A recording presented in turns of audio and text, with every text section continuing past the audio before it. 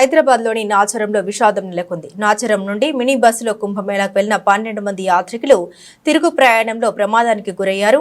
మధ్యప్రదేశ్లోని జబల్పూర్ సమీపంలో వీరు ప్రయాణిస్తున్న మినీ బస్సు ఓ లారీని ఢీకొట్టింది. దీంతో బస్సులోని 12 మందిలో 7 అక్కడికక్కడే చనిపోయారు. మిగతా వారు బస్సులోనే చిక్కుకున్నారు. మంగళవారం ఉదయం 8:30 ప్రాంతంలో ఈ ఘోర ప్రమాదం చోటు చేసుకుంది. బస్సులో చిక్కుకున్న వారిని బయటకు తీసి ఆసుపత్రికి తరలించినట్లు స్థానిక అధికారులు తెలిపారు. జబల్పూర్లోని సిహోరా సమీపంలో సిమెంట్ లోడ్తో ఓ లారీ రాంగ్ రూట్ లో హైవే పైకి వచ్చింది. దీంతో వేగంగా వస్తున్న యాత్రికుల మినీ బస్సు సిమెంట్ లారీని ఢీకొట్టిందని ప్రత్యక్ష సాక్షులు తెలిపారు. స్థానికుల సమాచారంతో ప్రమాద స్థలికి చేరుకున్న జబల్పూర్ పోలీసులు క్షతగాత్రులను బయటకు తీసి ఆసుపత్రికి తరలించారు. కాగా ప్రమాదానికి గురైన మినీ బస్సు AP 29W1525 ఏపీలో రిజిస్ట్రేషన్ కావడంతో ప్రయాణికులు ఆంధ్రప్రదేశ్ వాసులని తొలుత భావించారు. అయితే ప్రమాద స్థలంలో దొరికిన ఆధారాల్ని పరిశీలించగా చనిపోయిన వారంతా హైదరాబాద్లోని నాచరం వాసులని గుర్తించినట్లు పోలీసులు తెలిపారు.